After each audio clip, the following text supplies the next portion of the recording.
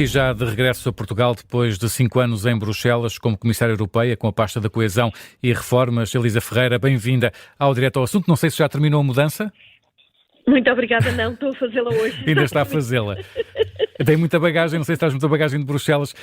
A equipa do Jornal Político avaliou o seu trabalho com um bom. O jornal considera que o trabalho de Elisa Ferreira ficou ofuscado pelo desinteresse de van der Leyen na política regional, uma vez que houve necessidade de recorrer a várias crises nestes 5 anos, crises de impacto mais global, digamos assim. Sentiu isso no seu mandato enquanto comissária com a pasta da coesão? Sim, senti porque de facto, se nós não tivéssemos introduzido uma quantidade de adaptações na política de coesão, e política de coesão estou a falar daquelas transferências que todos conhecemos, o FEDER, o Fundo Social Europeu, o Fundo de Coesão, ao qual se acrescenta, enfim, depois digamos, os fundos de solidariedade para as emergências, mas enfim, esse pacote todo que é destinado a promover um crescimento mais acelerado das economias mais débeis, a dar-lhes razões e motivos para não precisarem de fundos mais tarde, mas de facto perante as crises sucessivas, enfim, um montante que não ultrapassou talvez uns 10, 12% dos fundos acabaram por ser utilizados também para manter a economia e a sociedade em algumas regiões viva durante a crise. E foi assim que foram feitas as transferências, enfim, tivemos de alterar obviamente os regulamentos, fomos ao Parlamento, o Parlamento Europeu reuniu pela primeira vez digitalmente, o que foi uma novidade exatamente para votar estas alterações e conseguimos que de facto no fim da crise todas as regiões, em média, as regiões mais pobres, mas também as regiões mais ricas, passados 2 anos da crise do Covid, estavam outra vez com o nível de rendimento que tinham antes do Covid.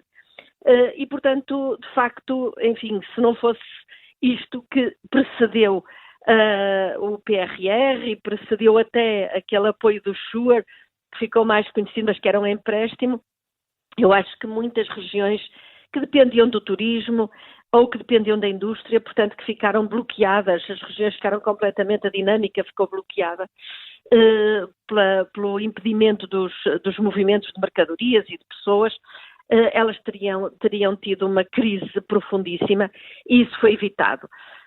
Para além disso, a política de longo prazo continua a funcionar e nós hoje temos os grandes resultados do último alargamento, completou agora 20 anos, a mostrar isso mesmo. As regiões tinham um rendimento por habitante da ordem da média da União Europeia, hoje têm 80%, isto significa oportunidades de negócios, basta ver o que empresas portuguesas, enfim, fazem na Polónia, por exemplo, precisamente porque isto é o mercado interno a funcionar e a ser alargado.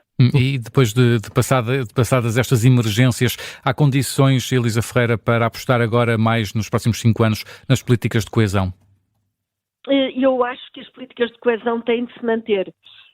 Agora, isso também implica da parte dos países e das regiões, que Portugal não tem com legitimidade democrática normal, nem orçamento próprio, mas na maior parte dos países há regiões, portanto aqui em Portugal são mais os municípios, mas é preciso também uma responsabilidade muito grande na utilização desses fundos, porque a situação da Europa em termos económicos é uma situação um bocadinho, enfim, dramática em alguns aspectos, com uma certa estagnação dos motores habituais da Europa.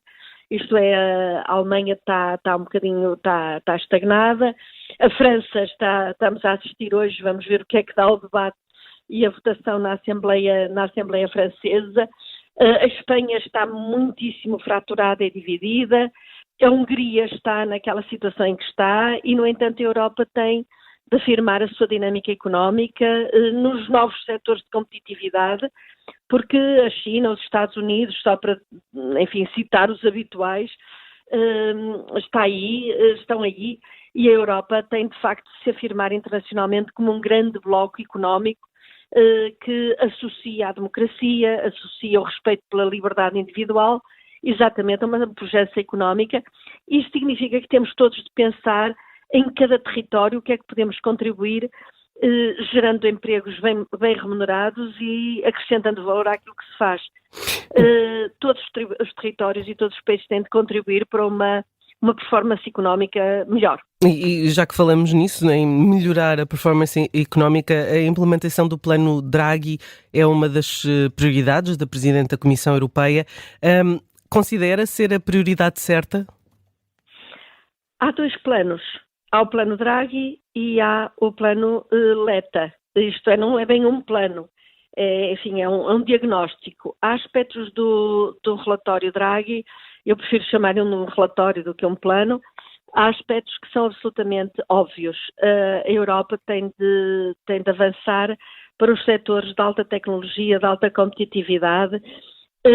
Falta-lhe um elemento, é onde é que essas atividades de futuro se vão situar. Porque se nada fizermos em termos de repartirmos, digamos, as oportunidades de contribuir para esse novo desidrato em todos os espaços da União Europeia, nós podemos criar fragmentação muito grande. E, portanto, o Letta, ao fazer um outro relatório que é mais ou menos contemporâneo, apareceu uns meses antes do Draghi, acaba por chamar a atenção para uma outra coisa, que é dizer, sim, mas temos de pensar nas pessoas. Há o direito de circular na União Europeia, é inquestionável, é uma grande vantagem, as pessoas veem, os cidadãos podem trabalhar em qualquer lugar da Europa, as empresas podem investir em qualquer parte, mas temos de pensar não só no direito de partir, de escolher outra localização para o nosso posto de trabalho, mas também o direito de ficar. Isto é, o direito e o interesse europeu em não ter fenómenos de hiperconcentração em determinadas zonas e esvaziamento total e envelhecimento de outros territórios. Por isso, a política de coesão tem de ser utilizada precisamente para que todos os territórios possam contribuir para o tal desidrato do relatório Draghi, que é o desidrato de acrescentar valor, melhorar a contribuição, introduzir, digamos, aquilo que agora se chama de complexidade, não no sentido negativo, mas de sofisticar a produção, de maneira a que, digamos, em todos os lugares da Europa se possam criar postos de trabalho bem remunerados e que retenham os nossos jovens, porque, digamos, a Europa, para além destes problemas de tipo mais económico puro, há ondas de fundo.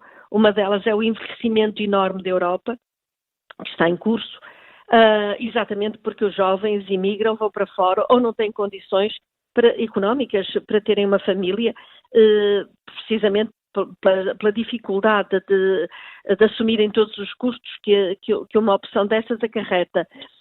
E outro é a questão climática, porque de facto temos de nos preparar e de nos organizar para, enfim, nos adaptarmos e prepararmos para as emergências climáticas, e estamos sempre a assistir a elas. Umas vezes são inundações, vimos agora em Espanha o que aconteceu, mas antes foram fogos, e portanto as temperaturas extremas obrigam a que também os fundos estruturais sejam utilizados numa certa antecipação de um futuro que infelizmente neste momento parece bastante certo, que é um futuro muito mais extremado. No relatório Letta há uma sugestão que é um mercado comum na indústria da defesa para promover a paz e reforçar a segurança, o que neste contexto também é vital. Parece-lhe que iniciativas como emissão de dívida conjunta para estes casos é uma boa forma de investir em defesa? Essa é uma enorme questão, uma boa questão, precisamente porque uma das ameaças que pesa sobre a política de coesão é exatamente a Europa sentir que neste momento, e o relatório Draghi está aí a dizer quanto é preciso para promover as novas tecnologias, até porque estamos a competir com quer os Estados Unidos, quer a China, entre outros, como disse, que financiam abundantemente as suas empresas, uns de uma forma mais óbvia e mais aberta, os chineses, outros de uma forma mais subreptícia e um bocadinho mais sofisticada, mas são muito financiadas e, portanto, parece-me que neste momento nós precisamos de mais dinheiro, digamos assim, precisamente para fazer esse tipo de apostas, financiar os nossos centros tecnológicos, as universidades, centros de investigação, e também para a defesa, porque, digamos, neste período, aqueles 3 mitos, e isto estou a dizer uma banalidade, mas eu acho que ela é banal porque realmente ilustra de uma forma muito simples aquela ingenuidade em que a Europa viveu durante muito tempo, que foi, no fundo, delegar na Rússia os abastecimentos energéticos baratos, poluentes, mas baratos, delegar na China componentes brutais e essenciais da sua política industrial e delegar nos Estados Unidos toda a dinâmica de defesa. E, portanto, de repente, estes 3 mitos estão postos em causa. Portanto, qualquer deles gera a necessidade de mais dinheiro, mais fundos. E é preciso encontrar formas de os financiar também. Continua a viver com 1%. Um dos grandes elementos desta comissão foi, pela primeira vez, a emissão de dívida, exatamente, em 800 bis, portanto 800 mil milhões de euros, que veio quase duplicar o orçamento plurianual europeu. E essa emissão é bem-vinda nos mercados. Eu penso que é preciso uma emissão de dívida de longo prazo, com boa qualidade e que, no fundo, também ajuda a criar estabilidade nos mercados financeiros. Por isso, uma hipótese que se coloca, ao lado de aspectos que também não podem ser esquecidos, que são o reavivar das agendas dos recursos próprios, isto é, a União Europeia ter recursos próprios dela, e digamos, aquela ideia das multinacionais também passarem a pagar, a contribuir para os orçamentos dos Estados, que se baseia na proposta da OCDE, ou ficar uma parte digamos, associada à taxação das emissões, ficar como recurso próprio da União.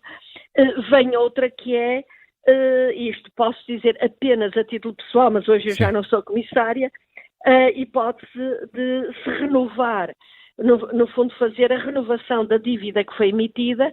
Esta dívida que financiou, e o mais conhecido é a Next Generation, portanto, os PRRs. Esta dívida, digamos que vai ter de começar a ser paga a partir de 2027 e também isso tem de ser contabilizado, fazer-se um rolamento da dívida, portanto, uma renovação da dívida, e, de facto, ser através dessa emissão renovada que se faça um reforço do orçamento. Uma coisa é certa, cortar na política agrícola e na política de coesão, que são os 2 pilares, neste momento, do orçamento, vai gerar uma instabilidade ainda maior dentro de uma Europa que já não está assim politicamente tão estável e economicamente penso que é um risco enorme. Elisa Ferreira vai voltar a Portugal, vai estar mais perto agora de novo da política portuguesa. Como é que olha para a possível candidatura de Manuel Pizarro à Câmara do Porto? Vê na saída de Rui Moreira uma possibilidade do PS conquistar a Câmara da Invicta ao fim de mais de 20 anos? Bem, eu não penso que me deva pronunciar sobre isso, porque antes de mais nada é o Partido Socialista, eu não sou membro do partido, que deve escolher quem é o candidato. Manuel Pizarro é uma pessoa que tem uma enorme experiência, que já esteve a trabalhar na Câmara do Porto enquanto vereador, já foi candidato, acho que é um nome incontornável a ser equacionado, mas penso que mais do que isso será um bocadinho precipitado eu estar-me a pronunciar, porque de facto não sei o que é que o Partido Socialista vai decidir propor. Quem é que o Partido Socialista vai decidir propor? Não sendo militante do Partido Socialista, tem com certeza opinião sobre a política nacional e pergunto-lhe como é que vê o nome de Gouveia Mel na frente das sondagens.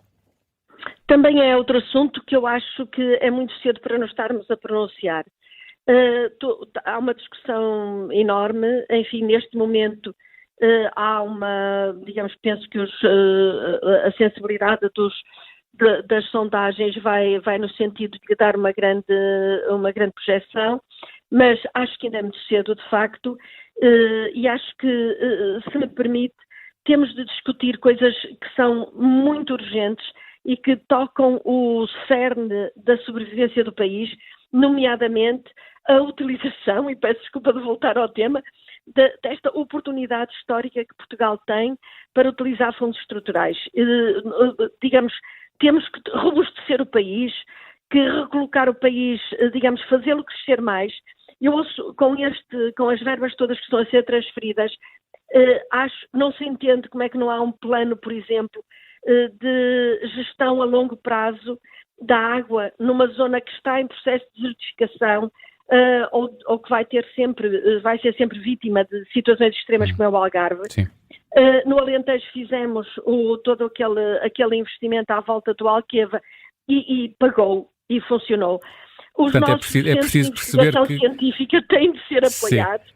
E Elisa depois, Ferreira. a política nacional é o que é. Vamos Claro. dar tempo ao tempo. Vamos aguardar. Que se alinha. Elisa Ferreira, muito obrigado. Quem é que aparece, tá bem? Muito obrigado por ter vindo ao direto ao assunto aqui na Rádio Observador. Muito obrigado. Até à próxima. Boa tarde. Obrigada pelo vosso interesse também. Obrigado. Adeus, obrigada.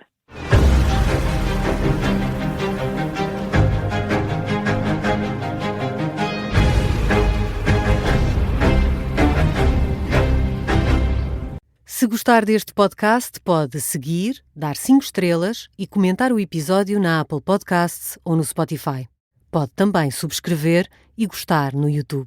Assim recebe uma notificação sempre que houver um novo episódio.